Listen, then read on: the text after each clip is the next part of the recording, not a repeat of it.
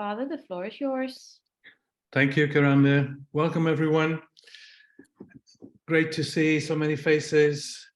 Let's continue our work. In the previous video, we asked you to concentrate on an important part of a recent therapeutic session.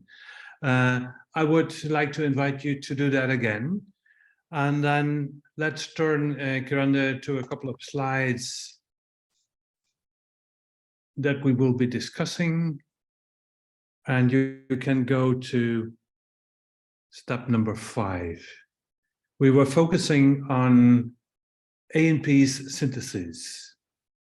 Yes, you can continue, Karanda. And indeed, here, this question we had addressed. We asked what it was like for the ANP to enact, to bring forth a particular synthesis regarding the EP domains. Can you show the next slide, please, Karanda?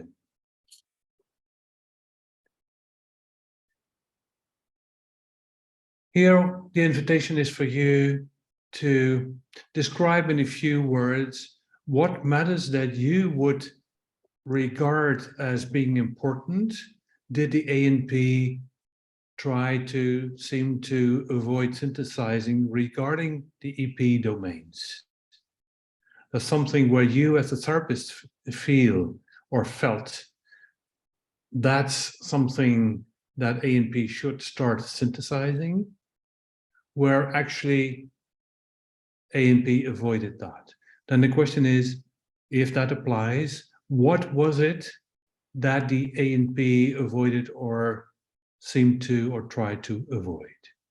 You can fill that out in short sentences.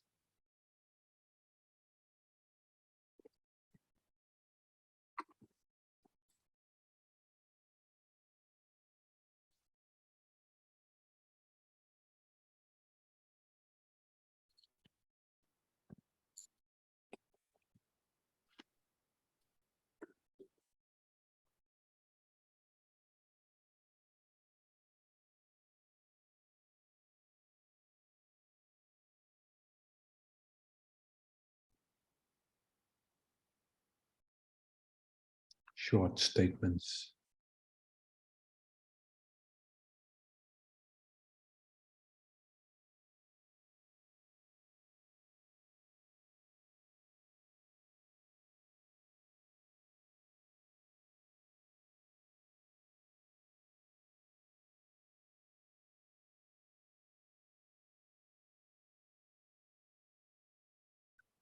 Here the first reaction appears on the screen. ANP avoided EP's childlike voice. She couldn't control or get rid of it.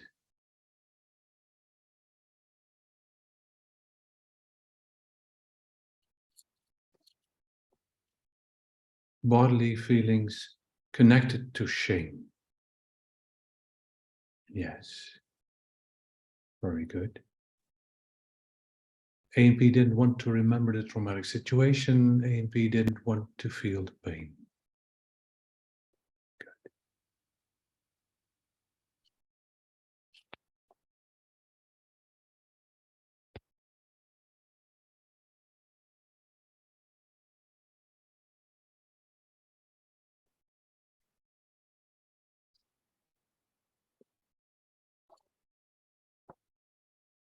Let's start discussing these. And let's start with the middle one. Bodily feelings connected to shame. Who gave that input? That was my input. Yes. Dagmar. Hello. Hi, Alat. Hi. Good. You've felt as a therapist it's important that ANP starts to synthesize those bodily feelings. Yeah, but I was the only person in the room who was of this opinion. Good.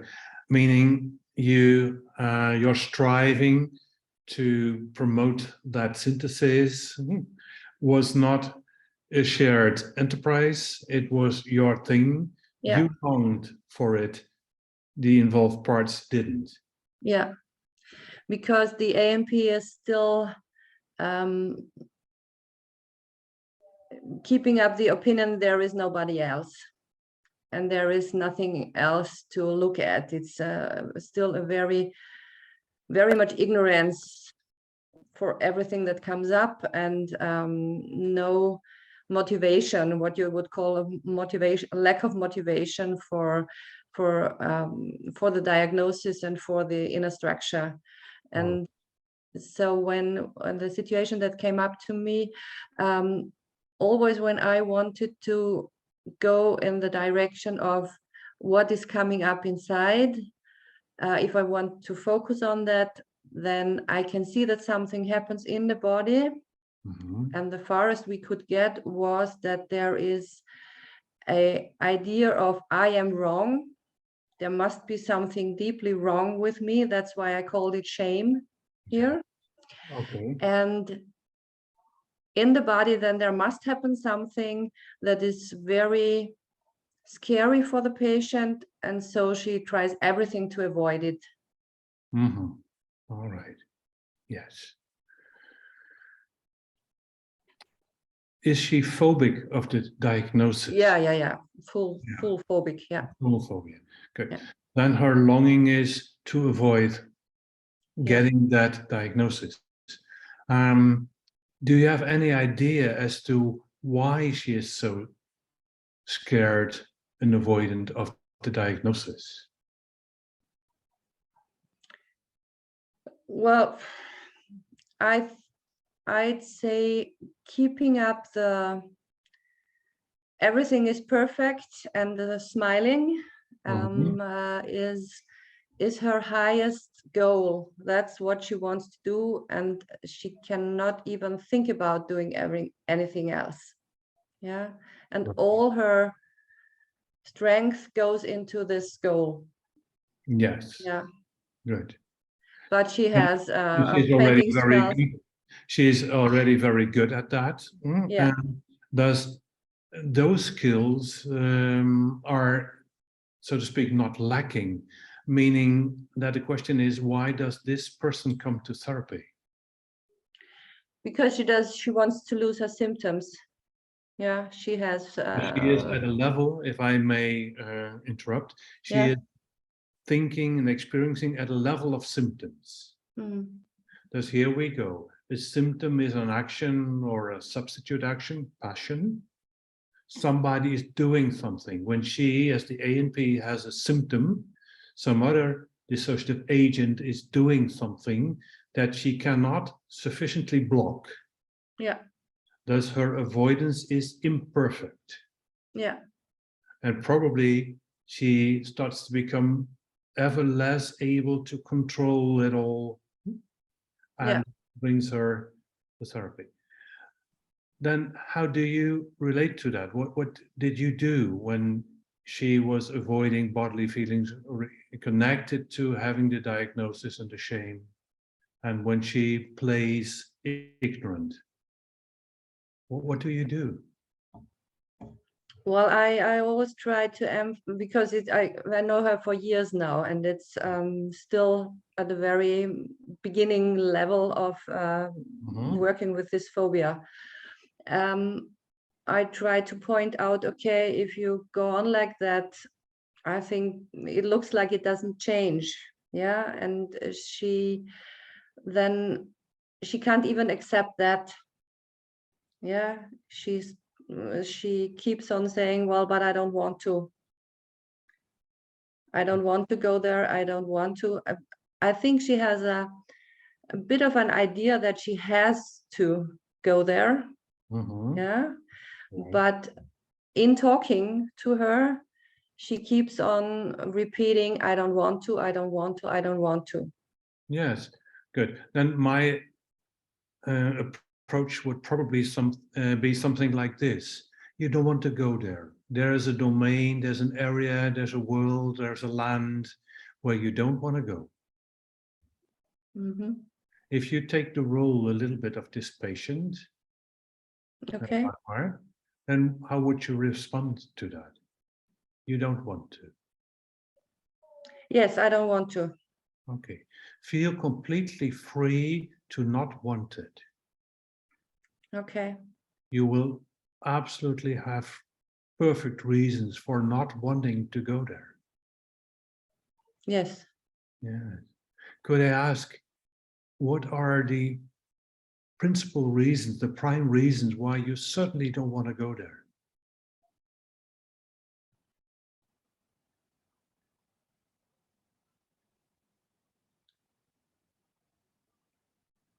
I want things to stay. I've so many things to do, and I must do them for my family. Yeah, and I must Yes. do so many things for my grandparents and for all the others. Yeah. So I must keep my functioning level. Oh, okay. Yeah. And We if I go there, I break down. Yes. Here we hear probably a therapist. On the one hand, yes, she has these tasks and they are important. We also may get the idea that she uses these tasks to avoid doing other things. Yeah.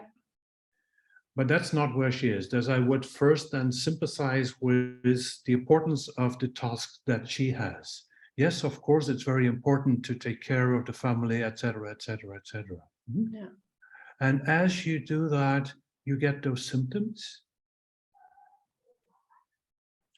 Yes, and when during the night or when in different situations, not really during doing the tasks, but rather afterwards, when I've completed everything. Right. And sometimes I see, well, I can't do it. I've just got to lie down. It's too much.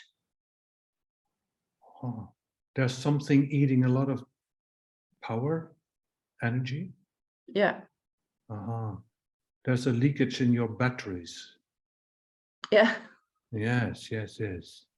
Do you know? Do you want to know what's happening that you're so exhausted? Why is that? Would you want to know? Well, I just want it to go away. Yes. Okay. Good. And there, I imagine you're praying. May it please go away. May it please go away. Yes. Is it listening? Is it obedient? No, not really.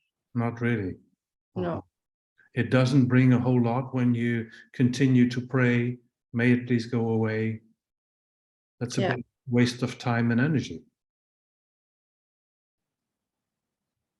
Yeah. Yeah. If you put it like that, it sounds like it, yes. Yeah, yes. Well, you can continue doing that, but it's a leakage in your batteries. So you will be exhausted, yes.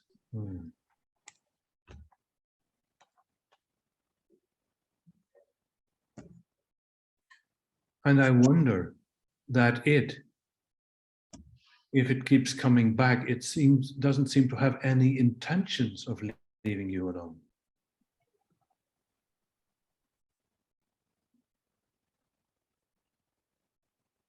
No, but I want it to leave.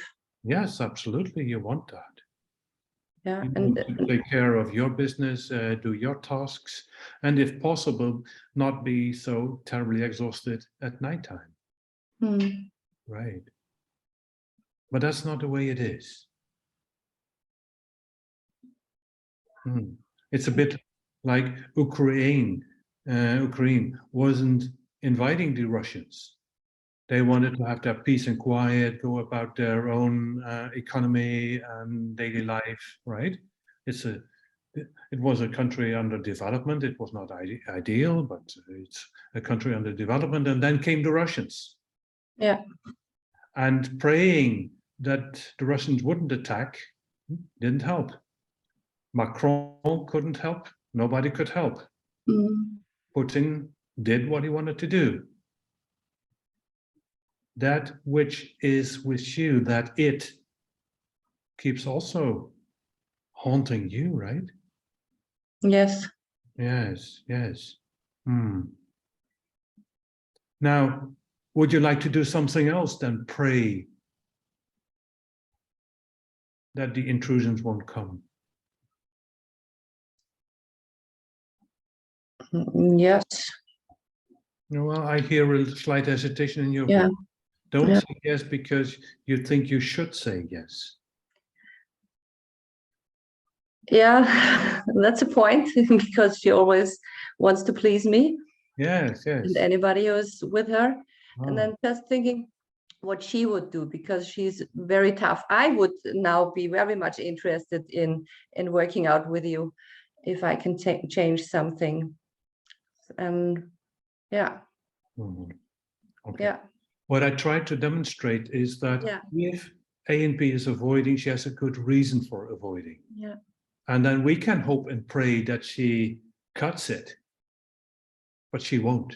no, Just accept her avoidance as her choice. yeah, And she chooses that avoidance probably because she fears what's coming and she doesn't want to go there. On the other hand, she still comes to therapy. That Yeah. she's in conflict. Now, as therapists, we would think that it's important that she starts to at least synthesize a little bit more. yeah, But before she does that, she must have a longing to do it. And if she is not already longing to do it, she won't. yeah, If you want her to do that, then it's your longing that is guiding the therapy. And then you are, say, on the side of the EPs and against the ANP, more or less, if I overstate it. yeah, yeah, clear. That's not a position that we want to be in as therapists. Appreciate and accept ANP's avoidance more. And then, indeed, as you already did, Dagmar, check with her the consequences. If this it continues to haunt you, you will continue to be exhausted at nighttime. Mhm. And what happens when you're exhausted? Then that it becomes stronger. Then you're in a double situation that is twice difficult. You're exhausted, and when you're exhausted, it becomes stronger. Mhm. Okay. And then we go for, now, what do you want to do with that? If praying that it doesn't show up is simply not working, what would you want to do with that? And here that I stress the want. What do you want to do with that? Not how you can do that. That's the next question. That's the striving. The first thing is the longing. Yeah, And I hang out there as long as it need be. And if then in 5 sessions in a row, ANP says, I want to preserve my avoidance, if we can phrase it like that. I want to keep it up, and I'm not ready to do anything else. Then I wonder, and then why do you come to me? What do you want me to do? Mhm. And again, I'm not saying I can't help you. No, what do you want me to do? Mhm. Do you want me to simply lean back and say, well, okay, Mrs. Jones is avoiding the hot stuff. No, let's leave it. And simply Mrs. Jones comes for 10 more sessions, and she will, in 10 sessions, continue to push the difficult stuff away. Would you be content if I would simply lean back and do nothing? Mhm. That's my advice here in a situation like this. Mhm. Be consistent in linking with her longing before you go in any striving. Yeah, Now, of course, there's a link. If she knows what to do, she may be motivated to do it more. But then say, well, if you would want to approach it, of course, that's not going to be all or nothing. You try to do nothing, but what you get at night is all. Now, Mhm. the more you get all, the less you want to do during daytime. That's the situation you're in right now. Good. Does you go by all or nothing? I'm always reminded, dear patient, when I say all or nothing, of a pop group. Do you know who sang the song All or Nothing? Do you know that? Who knows? No. The Who? Small Faces. The Small Faces. And dear patient, you have these small faces. The lead singer had a very sympathetic face, as if he wanted to please the whole world. If I'm looking at you, you have the small face. You want to please me, and at the same time, you sing all or nothing, and I do nothing, because otherwise I get all, and I don't want to have all. Now, would you be interested in hearing ways of approaching it in steps? Yes. And then we offer alternatives. Yeah. Good. Thanks a lot. Yes, you're Yeah. very welcome.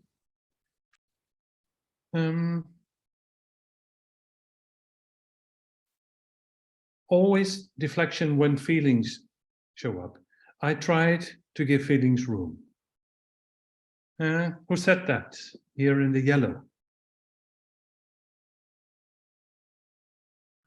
That's me. And that's me, and me is I don't see. Irene. Irene. Okay, I can't see you. You're not. Wait a minute. I can. I have camera on, I think. Yes. It's not you. It is me. I'm looking for your image. You have to go to your gallery mode and Yes. vision. Do you see it? Or the 9 little blocks? Yes, I see them, but I And then don't. Irene is sporting a beautifully cotton white t-shirt, if I'm correct. Ah, yes. And now I you see you. Yes, thank you, Kirande. I see you, Irene. Good. Tell us, your ANP, the AP you're thinking about in this particular session, as always, deflected when feelings show up. Good. When feelings show up, who is enacting, bringing forth the feelings? Who's doing that? feeling thoughts, feeling agent. This person also has different ANPs. Yes. So it can also be someone else trying to interact or synthesize. Good. Let's take that situation. Some other dissociative agent generates and acts particular feelings. These feelings then are being synthesized by ANP in as much as she experiences those feelings, because otherwise she would not experience them. Yeah. So we have a double action. In particular, EP is enacting or reenacting particular feelings, and they intrude on ANP. And then the typical action you describe is that the ANP deflects them. It tries to get away. How she does that is actually the next question. I'm now addressing that second sentence you wrote. I tried to give feelings room. What did you do actually? That's you probably, right? Yeah. Yes.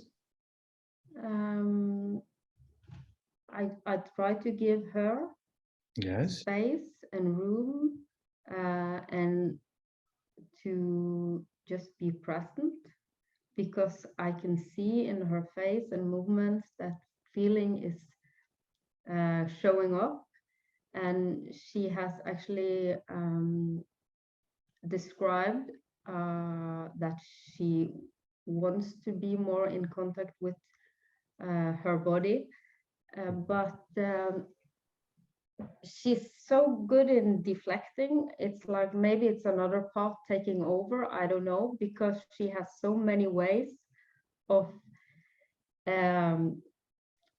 finding something to say or doing something or changing topic or laugh, or she has hundreds ways. Generally, ANPs are experts at avoidance, experts at ignoring that which they actually, as we perceive it and as the EP see it, they should synthesize, and they're experts. Now, first of all, I would like to emphasize perhaps once more for all of us that ANP does that because it has helped her to survive. If she has developed 10 methods, okay, she had a terrible life. If she has developed 100 methods to avoid, she had a horrific, horrific, horrific life. Otherwise, they basically wouldn't do that. There's the first step we as therapists should appreciate, and I'm sure you do, is to value her avoidance. Well, you're good at that, right? Feelings come from that other part of you, and you know how to avoid it. That must have been very, very important in your life. The first recognition of the avoidance as a coping reaction. Good. What would the patient do in response to that? Oh, she's frustrated about how she deflects and how she uses so much time in that pattern. Yes, I would say that costs a lot of time, but still the gain will probably be higher than the cost. What is it like for you? How is the balance for you in what it costs and what it brings? What would the patient say, Irene?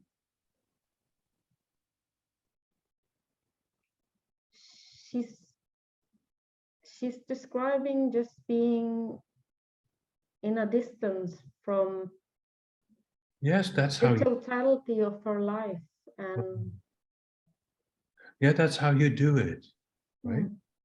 That's one of the ways you do in order to keep your face up, right?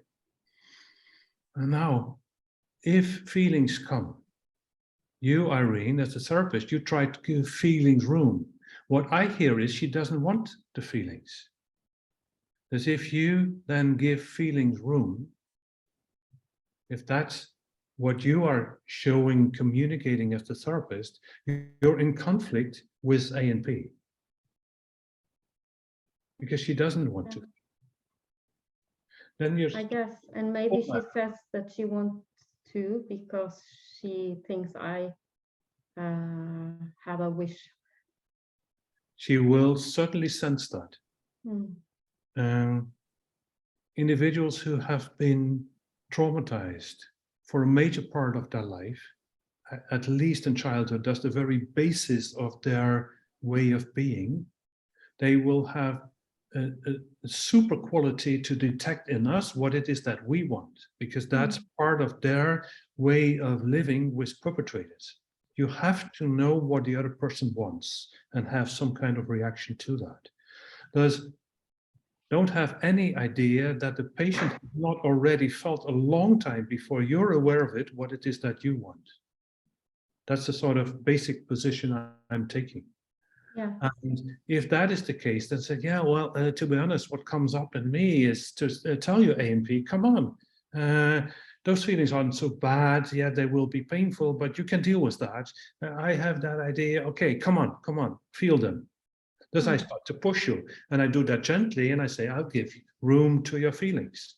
Of course, I'm paraphrasing a little bit in a characteristic and caricature way to make the point. Okay.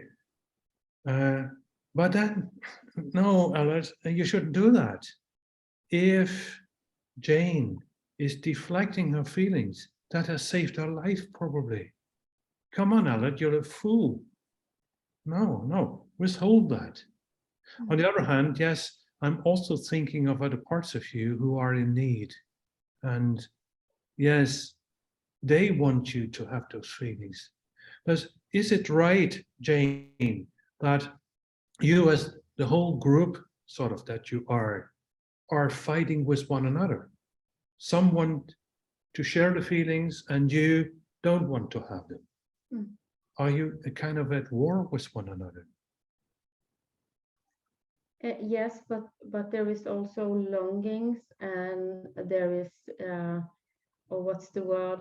When you want something that you can sense and see other parts in you have, and you envy. That's the word. There is a lot of envy in between, and she also can describe and be in her feelings, but not in this. And He, Jane, when you say that you're envious, of what are you envious? envy of the safety in the world, in the outside world. I'm afraid I don't get it. I thought that you don't experience safety. But do you? I don't. No, you don't. Are you envious of other people who can feel safe in the world? Is that what you mean? No, I can see, I know there is a part of me who do things and feel things in the world Right. that I can't do, and I'm envy. And there is Oh. Did you tell that other part of you that you're envious of her? yes, Yes. How did that part respond? she's nice. She's nice. Mhm. Oh, cool. Sounds like a very sympathetic part of you, and a part that's very capable. And you're envious of it. And then, yeah, perhaps stupid me, but why don't you collaborate with her more? I think she thinks I'm stupid. Let's ask her, I would think. In your case, I would ask. Mhm. Do you wish to know that? We've been here.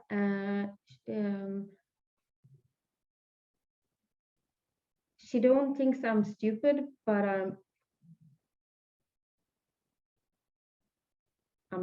not. I can't.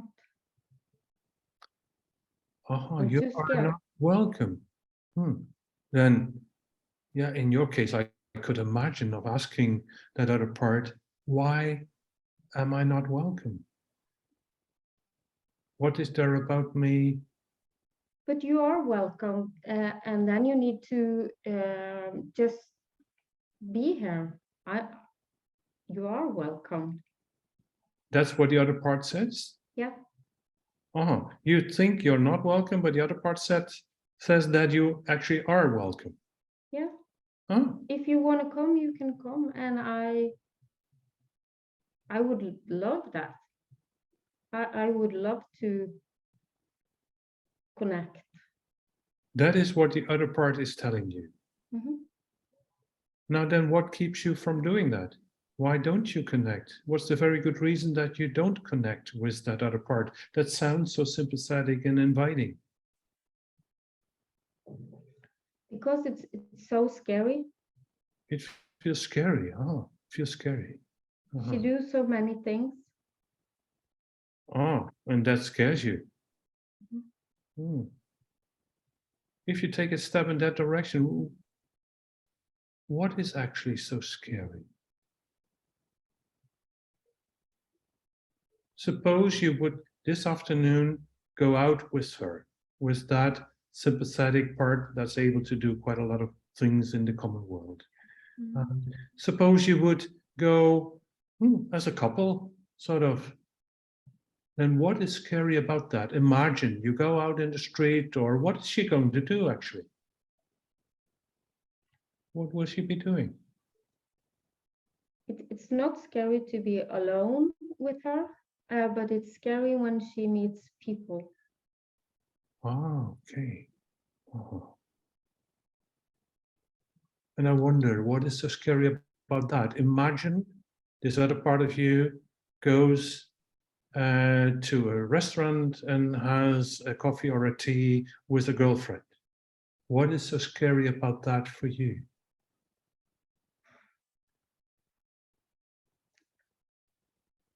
I just can't go into a restaurant.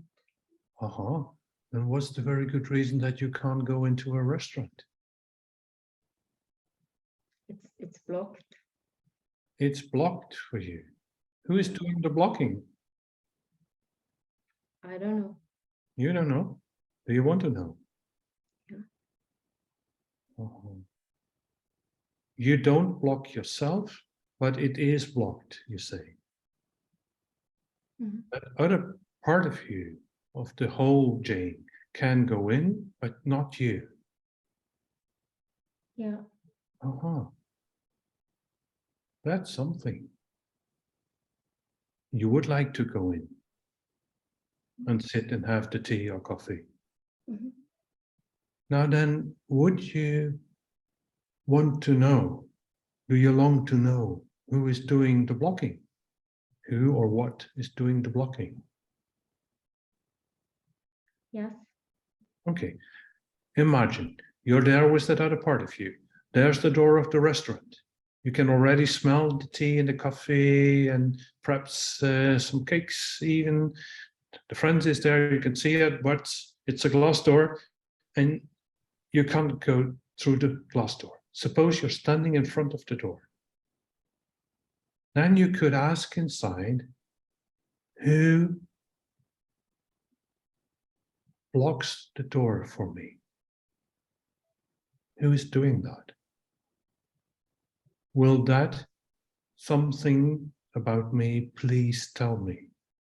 What is the very good reason for blocking the door for me?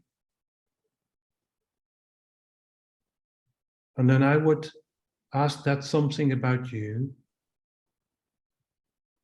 You could tell her why it's so important that she doesn't enter the restaurant where there are other people. Now, A and B, you listen. And that is doing the blocking, tell A and B why you block her. Okay. I haven't gone there, but it's really a good advice. Yes. Mm.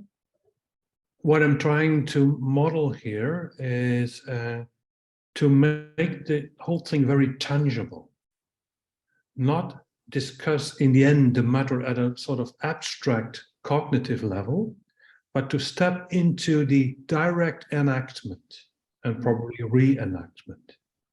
Somebody is doing something so that she cannot enter the restaurant.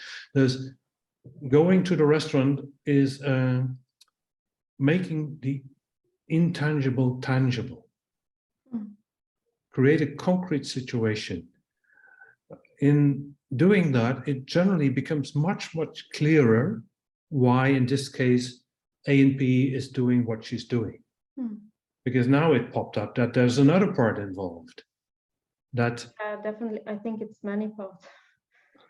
probably so, but rather create a very tangible situation rather than continue discussing things at an abstract level. Well, if you don't address these symptoms, you won't heal. Yeah, that's certainly true, but it's not absolutely something that is going to be very helpful because it's way too general. And apart from anything else, speaking about matters at an abstract level is supporting the avoidance that's going on anyway. A and P can discuss in psychoanalysis matters for 5 years without changing anything. Yeah. And here, behavior therapists are right. You have to do it. Behavior therapists, however, should understand that it's an internal dynamic. And that's where the psychoanalysts are strong in internal conflicts. As if we bring the two together, and of course I'm joking a little bit now, then you get enactive trauma therapy. You go into a concrete enactment and you check the longings and the strivings of all the parts that are involved in that particular situation. Good. Thank you. You're very, very welcome. Thank you. Let's move to the next one. We do not necessarily have to discuss all of the remarks. I've seen them all. I think they boil down basically to the same thing. Good. Kirana, can you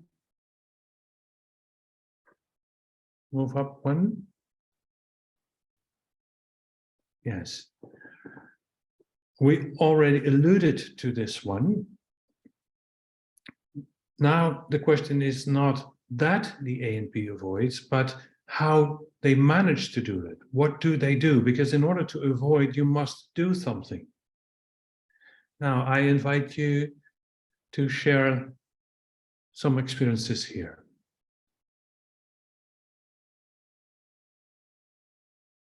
In brief statements.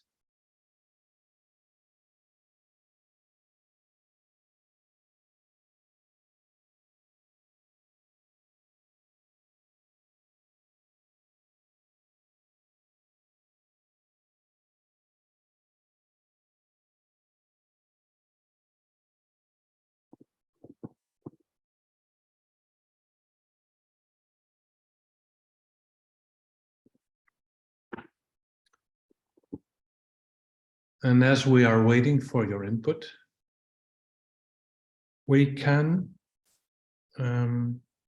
share the thought that avoidance can be active and more passive. Active avoidance is I do A in order to avoid B. Passive is I basically do nothing.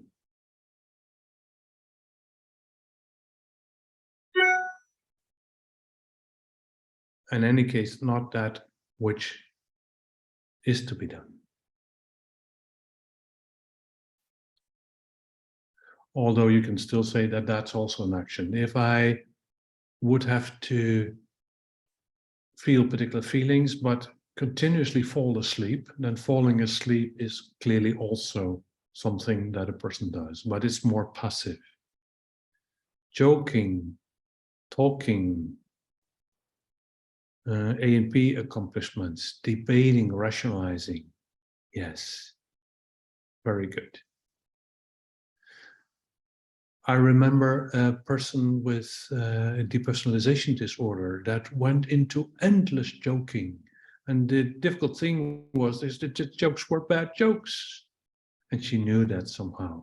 Still, she couldn't resist continuously making those jokes.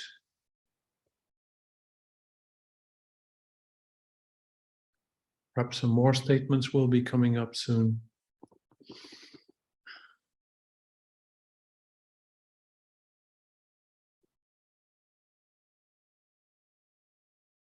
Yes, gambling, active avoidance. Yes.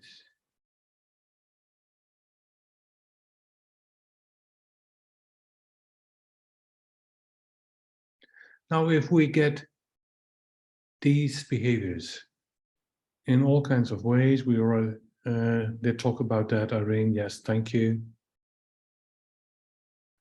What do you do as a therapist? ANP is another one, keeping us busy. Yes, absolutely. Let's take the gambling one. Who gave that reaction?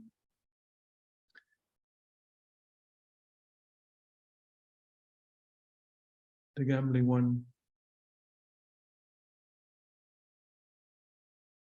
Please open your mic so that we can hear you. Hi, it's me. It was me. Okay. And what is your first name? It's Hodadat. Hodadat. Okay, welcome, Hodadat. Did we meet before? No, unfortunately, it's my first time. We haven't met before, and unfortunately, it's my first time. What an expression, Hodadat. Unfortunately, it's my first time. Thank God it's your first time. Welcome to our group. Thank you. Thank you so much. Good. ANP goes gambling. How do you deal with that, Kodada? I need to get used to your name. Kodadat. Okay. Thank you. I appreciate that.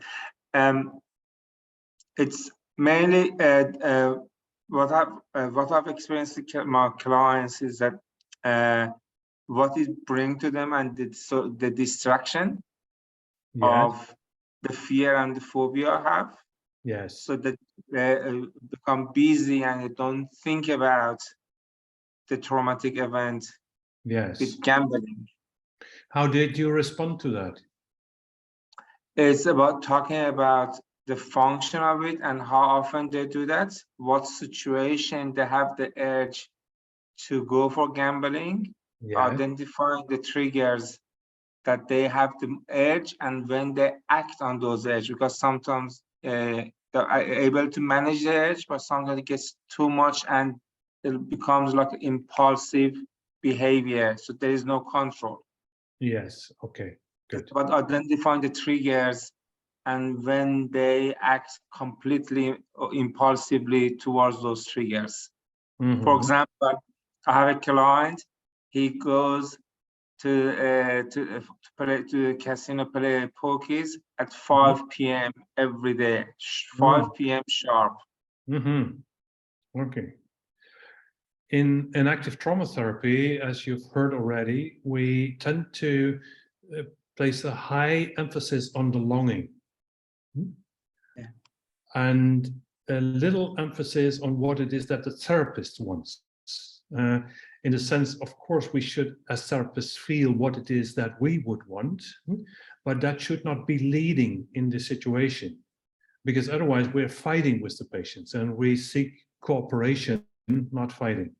Thus here, I would suggest, in as much as you have not already done that a long way, to not necessarily first go into all the details of how the person does it, when they do that, etc., but I would address that longing and say, well, then that gambling is certainly going to be helpful for you, isn't it? If you played a role, what would the patient say? I assume I agree with that. It's certainly helpful. How does it help you? So I don't think about other things that I don't want to think. And gambling works the best? Or do you have more? Not when I lose money. Not when I lose money. When I win, I have some sense of achievement. There's a cost involved. But then again, you basically don't go there to gain money. You go there to gain a sort of freedom of other thoughts. Yeah,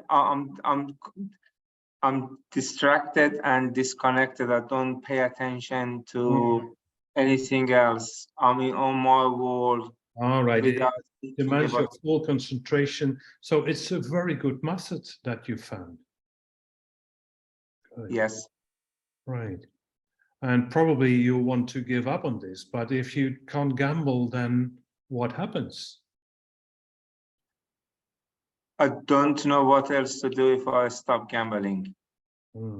But probably you fear a worse outcome. If I stop, then I think or get more memories of what happened. Right, right. And is that important to you? Is it important to you to continue to avoid those very painful memories? Yes, because I don't know what else to do. So it's the only way I found out to avoid not think about those memories. You don't know what to do with those memories. No, nothing else. If there were a way to deal with those traumatic memories, those very painful memories, in a way that you can cope with, deal with, would you be interested? Yes. Okay. Would it be totally crazy to tell the traumatic memories, I want to work with you, I want to sort of connect with you, in as much as I know how to do that? It's not going to be crazy, but it makes me anxious to think of it. Of course, of course. When you have lived very difficult life situations, then we tend to become phobic of those things, of the memories. You have a phobia of those memories. And that is not because you're silly, but because it's simply painful. When people are in pain, they want to avoid the pain. What is more common than that? However, those memories, if you ask them, are you happy that I can avoid you? What would the memories say? Would you mind repeating again the question, please? If we could speak to your memories and ask Yes. the memories, would you be happy that I continue to avoid you? Would you be happy? Okay. What would the memory? Don't know. No, we could ask them, and we could ask them, why do you keep returning? What is it that you want? Because you're not the one who's doing the remembering, right? Yes. Who is then doing the remembering? Who remembers? Okay. You see I where remember, I'm but going? they come to me. I remember, but they come to me. Well, yes, and you don't even go into remembering. They pop up. It's Yes, they do. not under your control. It's like a bad dream, right? And then Yes. the question is, who is doing the dreaming? I do the dreaming. When you I do. remember that awful stuff, right? Do you Yes. know what's coming? Do you know what the memory is like, how the experience is like, where it starts, how it proceeds, how it finally ends? Do you know that all in advance? Over a time, yes, I remember the memories. Would you like me to talk about those memories, or just No, no? you don't All need to right. detail Yes, them. I know that. Yeah. You know exactly how it goes. Yeah. And if you already know that, why would it be returning? I don't know. That's why I cannot get rid of them. Right. I guess there is something in the memories that makes them return. It is, and when we have a conflict, right? The conflict continues until the conflict is resolved. Okay. A bad dream keeps on returning until we've resolved the situation. I guess there's something in the traumatic memories that's unresolved. There's no Okay. peace. Yes. Okay. Would you want to be a peace bringer? Would you want to be a peace bringer to the bad memories? Certainly. Okay. Then we have to talk to the memories. Okay. And find a way how to approach it. Okay.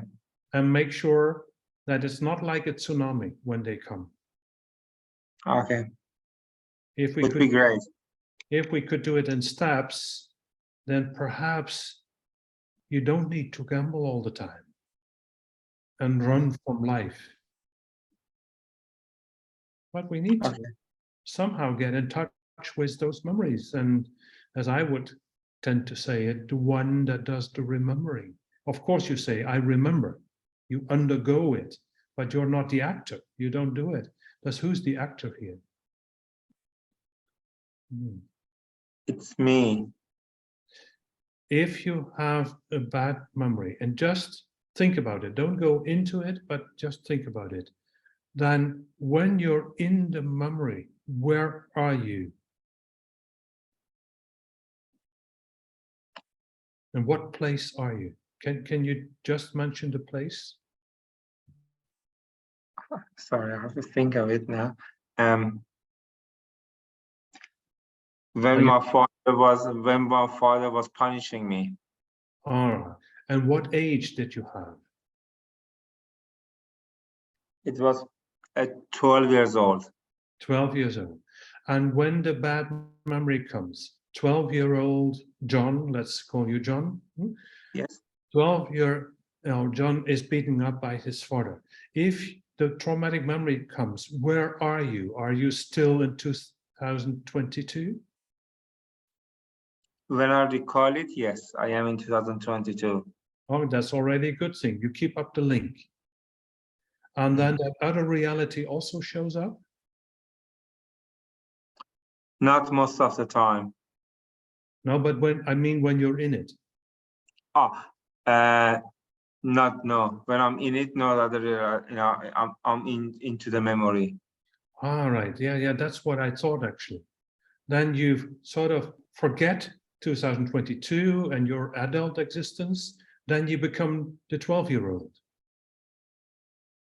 The feeling, yes, I have the feeling that I am 12 years old, Right. John. Yes.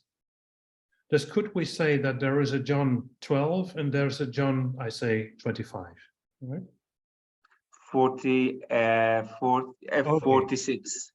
Okay, John 46 and John 12. And John 46 fears John 12's experiences. Yes. And John 12 will probably feel abandoned by John 46 when he is gambling and gambling and gambling. Wouldn't that Yes. be true? I feel that is not seen, is not important, abandoned, yes. Yes, indeed. He's alone and he is in that horrible world there. And you don't want to go into that world.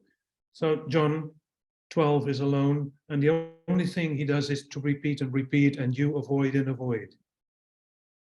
Okay. By gambling. Okay.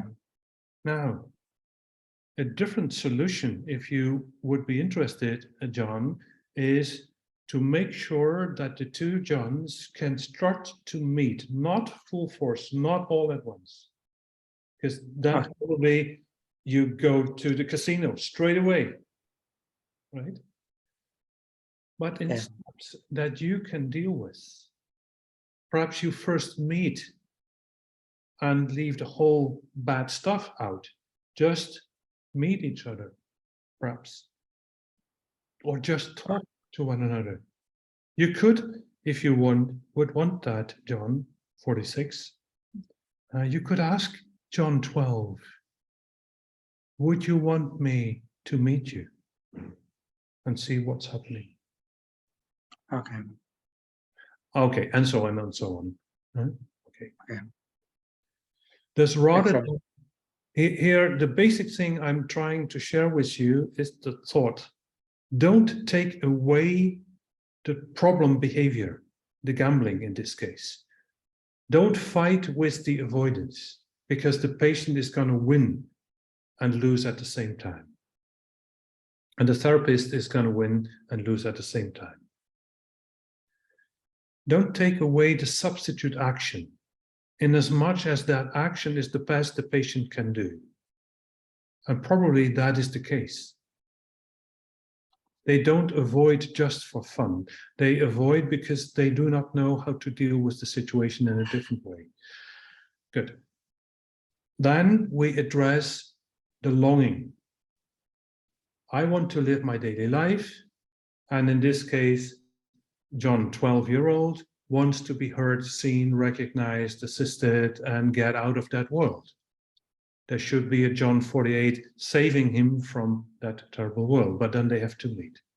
And then it's not all or nothing, as we discussed earlier in this hour, but it's a matter of approach and the steps that the patient wants to take and can take. We help them to develop the means to do it, the approach, and at the same time, the means to avoid, so that it's not all or nothing. It's not either I'm full in it or I'm completely away from it, but it's a matter of approaching the matter from two sides, because there are, in this case, at least two Johns, and they will have to recognize one another before they can start collaborating with one another. Thus, I generally say, keep up the gambling, keep yourself being very busy, Make sure that you feel as little as possible. Don't say anything, don't show anything, just keep an inexpressive face, go flat. If that is the best you can do, and if that is what you want to do. And from there, you go into the very good reasons for having that flat face or engaging in other defenses. Why is that so important? Because the defense is the striving, and we then turn away from the defense as defense and we turn to the motivation, the longing. Why do you engage in that striving? And then we complicate matters and say, is that the only thing you want? No, I don't want to continue gambling. I also want something else. And from there, we try and get the thing going. Kirande, I think I should shut up. Is that right? We can do a vote. Okay. Well, But maybe you would like to have some lunch right now. I'm prepared to go for a deal. I will shut up right now if I can talk again in the next video. Yes, I believe that's the 27th of October by heart. Hey, I have it here on my other screen. Sorry for taking a screenshot earlier. Let me see. Didn't take it of you. Yeah, the 27th of October. The English session, question and answer session is at 6 o'clock, and the German at 4:45. If you have any questions for Ellert, please send them to questions@enijenhuis.nl or just to me. And then we can ensure that you will get the opportunity to ask your question in person next time at this 27th session. And for the rest, I will upload this video and the one of the German seminar earlier today onto the eAcademy platform. You can always email me, and otherwise I wish you a lovely weekend. Bye-bye. Bye-bye. See you next time. Bye-bye.